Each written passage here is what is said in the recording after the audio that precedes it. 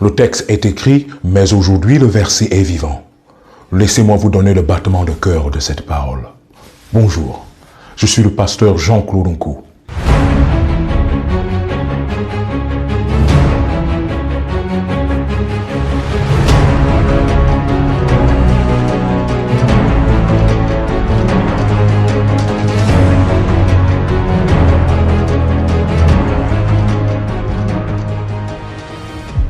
Aujourd'hui, je vais partager avec vous la parole de Dieu telle qu'il est écrit dans Jean chapitre 3, verset 16.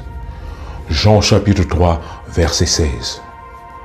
Car Dieu a tant aimé le monde qu'il a donné son Fils unique, afin que quiconque croit en lui ne périsse point, mais qu'il ait la vie éternelle. Je reprends. Car Dieu a tant aimé le monde qu'il a donné son Fils unique, afin que quiconque croit en lui ne périsse point, mais qu'il ait la vie éternelle. Constatez que lorsqu'on a de l'amour, on est prêt à donner. Car Dieu a tant aimé qu'il a fait quoi? Qu'il a donné. Il n'a pas donné n'importe quoi. Il a donné ce qui est pour lui le plus précieux, son Fils. Il a donné Jésus-Christ. Il a donné son Fils unique, Jésus-Christ. Quand on aime, on est prêt à donner ce qui est le très précieux. Et vous voyez, afin que quiconque croit en lui ne périsse point. Quand on aime, on est prêt à donner afin de sauver. Afin de sauver, afin de restaurer.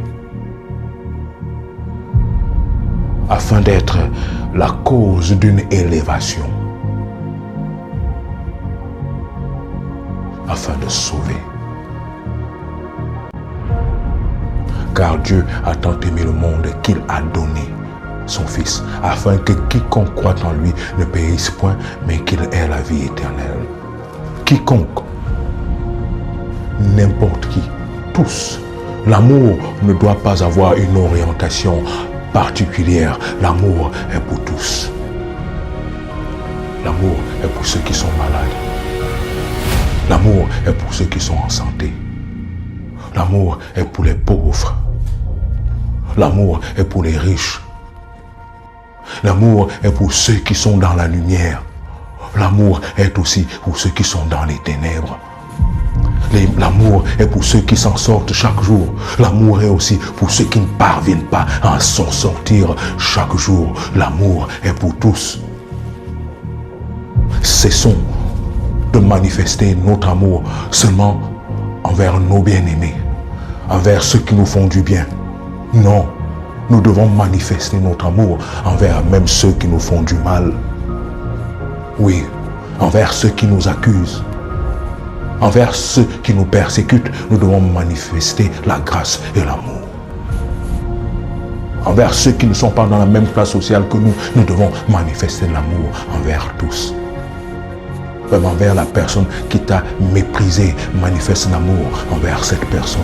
Même envers la personne qui t'a opprimé, manifeste l'amour envers cette personne. Vous savez pourquoi?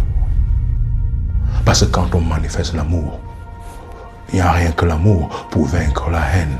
Il n'y a rien que l'amour pour vaincre la méchanceté. Il n'y a rien que l'amour pour vaincre l'ignominie, le péché. Il n'y a rien que l'amour. Il est de ton intérêt de manifester de l'amour envers tous.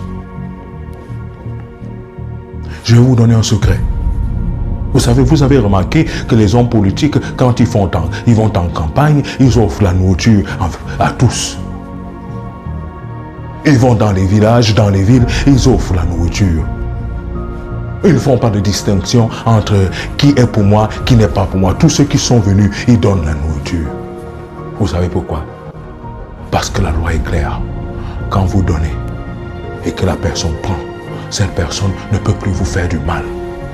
Dans le monde mystique même, c'est aussi ça. Quand vous avez donné même à un sorcier, vous ne saviez même pas qu'il est sorcier, mais quand vous donnez même à un sorcier, ce sorcier ne peut pas vous faire du mal. Dans la sorcellerie, il est bloqué. Tu as manifesté l'amour et il a accepté cet amour, c'est fini. Beaucoup de gens ne savent pas ça. C'est même vous faire du mal à vous-même quand vous ne donnez pas. C'est nous faire du mal à nous-mêmes quand nous ne savons pas donner. Donnons.